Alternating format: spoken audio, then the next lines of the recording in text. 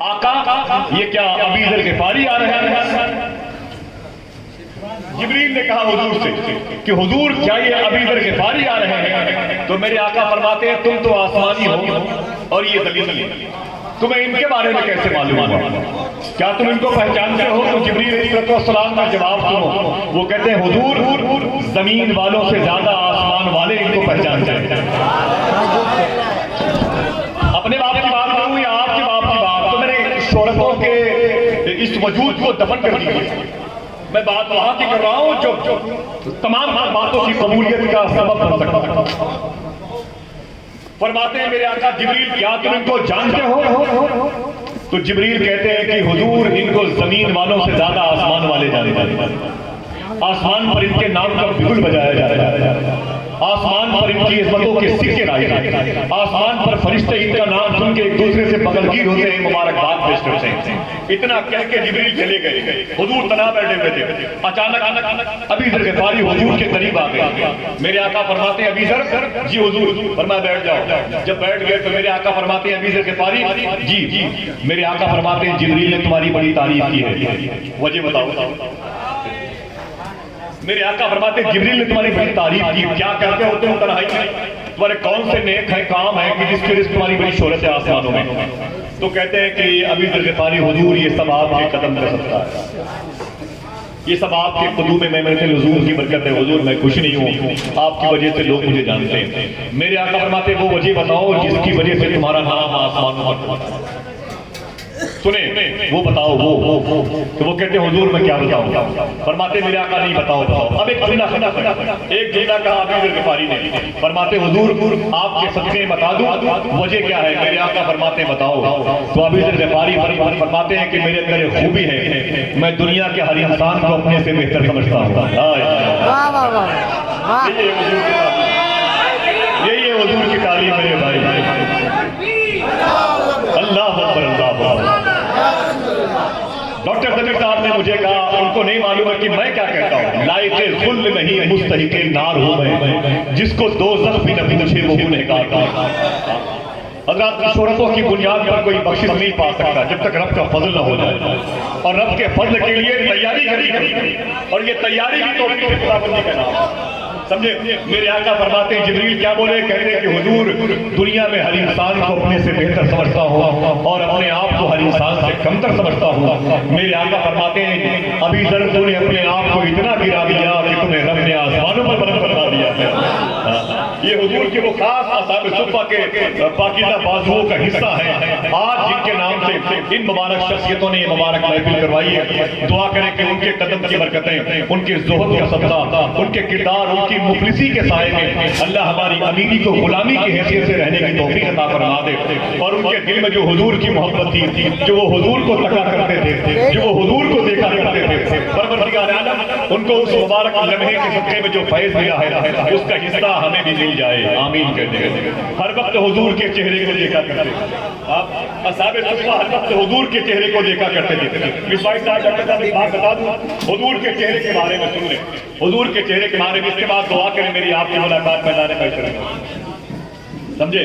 Doctor صاحب کی آمین کی یہ بھی دل سے نکلنے والی آواز کو اللہ قبول فرما لے، دعا کریں۔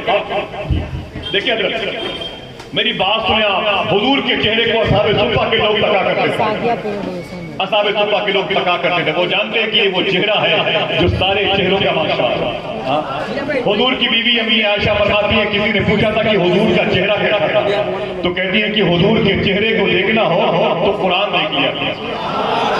اب اس حوالے سے ایک بات کرتا ہوں میں، میری بات بڑی سیدھی ہوتی ہے، اللہ کا شکر ہے کہ ہندوستان یا ہندوستان کے باہر حضور کے ذکر کے لیے جہاں بھی گیا حضوری کی باتیں میں نے کی ہیں۔ مجھے آپ کے پیسوں کی ضرورت نہیں، مجھے اپنی شہرت کی ضرورت نہیں ہے، پیسے بہت کمائے، آ گئے تو بغداد چلا گیا، سمجھے بھائی، آ گئے تو بغداد چلا گیا، زیادہ آئے تو مدینے چلا گیا، میرا اس کے علاوہ کوئی اور میری منزل نہیں ہے، سمجھے؟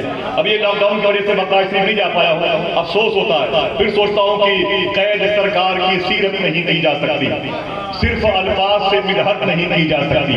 وہ اگر در پہ بلا لیں تو کرم ہے، ورنہ نہ بلائیں تو شکایت نہیں کی جا سکتی. یہ ان کے کرم پر موقوف ہے.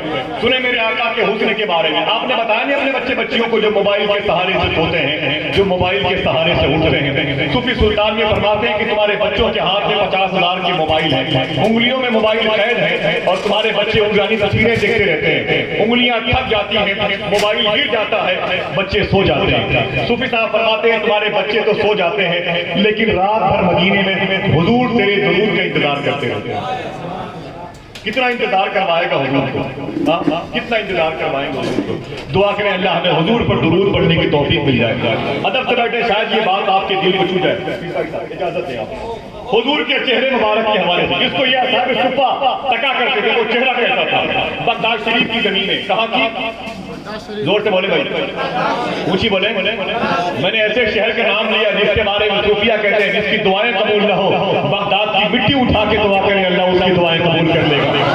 جس شہر کے نام اتنی آہستگی سے آپ لے رہے ہیں، اس شہر کے مراتب کتنے بلند ہیں. سنیں آپ. کہتے ہیں کہ بغداد شریف کی زمین تھی، ایک مصور تھا، ایک پینٹر تھا، ایک پینٹنگ کرنے والا شخص تھا، بڑا ماہر تھا، بڑی شہرت، بڑا مقبول تھا. وہ اس کے پاس لوگ آتے، کہتے میرا باپ مر گیا، میرے باپ کی تصویر بنا. تو وہ تصویر بنایا کرتا تھا، وہ تصویر بناتا تھا. جب وہ تصویر بناتا تو ایک ہفتے کے بعد اس کے بچے اس تصویر کو دیکھتے تو خوش ہوتے، تو نے ہو بہو میرے باپ کی تصویر بنا. تصویر باپ کی بناتا کیسے تھا؟ پہلے وہ رجسٹر پہ لکھواتا تھا تیرے باپ کی آنکھیں کیسی ہیں، تیرے باپ کی سماعتوں کے پردے کیسے ہیں، تیرے باپ کے لب و رخسار کیسے ہیں. جب بیٹے بتاتے تو تصویر بناتا. ایک لمبی لائن لگی ہوئی تھی تصویر بنوانے والے، اسی لائن میں درویش کھڑا تھا، اسی لائن میں درویش کھڑا تھا. جب اس درویش کا نمبر آیا تو مصور کے پاس گیا، کہا کیا بات ہے؟ کہا تصویر بنوانی ہے. کہا ٹیبل پر بیٹھ جاؤ. وہ درویش ٹیبل پر بیٹھ گیا. تو مصور نے کہا تصویر کس کی ہے؟ کہا میرے محبوب کی ہے. کہا رجسٹر میں بتاؤ کہ تمہارے محبوب کی زلفیں کیسی ہیں. یہ جہاں سیدھا شاہ فقراء کی جماعت بیٹھی ہوئی ہے. اس نے کہا بتاؤ تیرے محبوب کی زلفیں کیسی ہیں. درویش سوچ کے بولا جس کی زلفوں کے سائے میں پوری کائنات رہتی ہے. کچھ سمجھ گئے ہیں تو آپ اپنے سمجھ کے اس پاکیزہ مسند پر بیٹھنے کا سبب دیجیے گا، ورنہ بہت بڑا ملک ہے، کہیں بھی جا کر کے یہ جھوٹا آدمی سچی بات کر سکتا ہے. کہا کہ یہ بتاؤ تمہارے محبوب کی زلفیں کیسی ہیں. تو اس نے کہا لکھو میرے محبوب کی زلفیں ایسی ہیں کہ اسی کے سائے میں پوری کائنات رہتی ہے. کہا بتاؤ تمہارے محبوب کی آنکھیں کیسی ہیں. کہا لکھو کہ میرے محبوب کی آنکھیں ایسی ہیں کہ جس نے ان آنکھوں کو دیکھا پھر کسی کو نہ دیکھا. کہا بتاؤ کہ تمہارے محبوب کے ہونٹ کیسے ہیں. اگر یہ سوال آج ہوا ہوتا تو وہ یہی کہتے پتلی پتلی کھلے خس کی پتلی. بولے بتاؤ تمہارے محبوب کی پیشانی کیسی ہے. تو وہ سوچ کے بولے کہ میرے محبوب کی پیشانی اتنی چمکدار تھی کہ لگتا تھا کہ سورج یہیں سے نکل رہا ہے. بولے بول تیرے محبوب کا رخسار کیسا تھا. اب اسے وہ نوٹ کرتا. بول تیرے محبوب کا رخسار کیسا تھا. بولے میرے محبوب کا چہرہ، میرے محبوب کا رخسار ایسا تھا کسی بھوکے نے اسے دیکھا ہے تو وہ کہتا تھا کہ میری بھوک مٹ گئی ہے. کسی یتیم نے دیکھا تو وہ کہتا تھا کہ اچھا ہوا میرا باپ مر گیا. اتنا حسین میرے محبوب کا چہرہ تھا. بس اتنا سنا تو اس نے قلم رکھ دیا مصور نے. کہا یہ تصویر میرے پاس پہلے سے موجود ہے، یہ تصویر میرے پاس پہلے سے موجود ہے، تمہارے پاس میرے پاس. کہا اجازت ہو تو لے کے آؤں. کہا لے کے آؤ. وہ مصور اندر گیا، وہ پینٹنگ کرنے والا اندر گیا اور سر پہ قرآن رکھ کے واپس اور جلدان کھول کے بولا دیکھو جس محبوب کی زلفوں کی بات کی گئی ہے اس کا ذکر اسی قرآن میں ہے. جس کی پیشانی کی بات کی گئی ہے اس کا تذکرہ اسی قرآن میں ہے. جن آنکھوں کی بات کی گئی ہے اس کا ذکر اسی قرآن میں ہے. لوگ کہتے ہیں کہ حضور قرآن کو پڑھا کرتے تھے، لیکن صوفیہ کہتے ہیں قرآن حضور کو پڑھا کرتے تھے. اس چہرے کو تاکنے والوں کا نام ہے.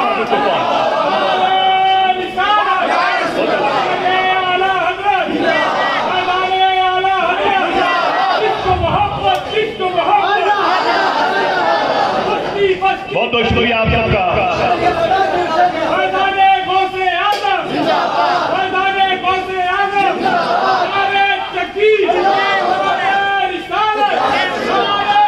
اس چہرے مصطفیٰ کے بارے میں شاعر نے کہا تھا جس جگہ نظریں پڑی مرکوز ہو کے رہ گئی، اس کو سرتاپا کسی نے آج تک دیکھا ہے۔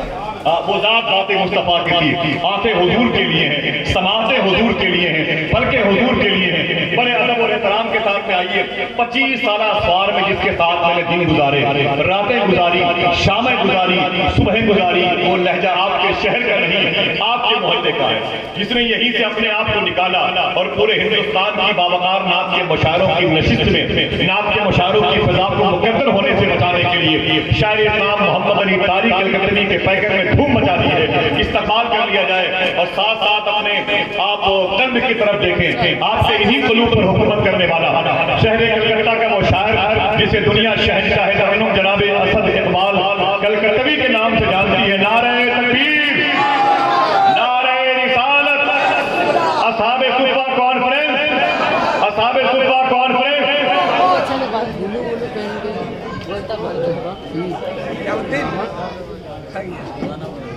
میں گزارش کرتا ہوں شاعر اسلام جناب محمد علی طاری صاحب سے کہ وہ تشریف لائیں۔ میں اگلے سال پرندوں کا دن مناؤں گا، میں اگلے سال پرندوں کا دن مناؤں گا۔ میری قریب کے جنگل سے بات ہو گئی ہے، ابھی بھی یاد ہے کعبے سے واپسی کا سفر میں حمد لکھنے لگا تھا کہ نعت ہو گئی۔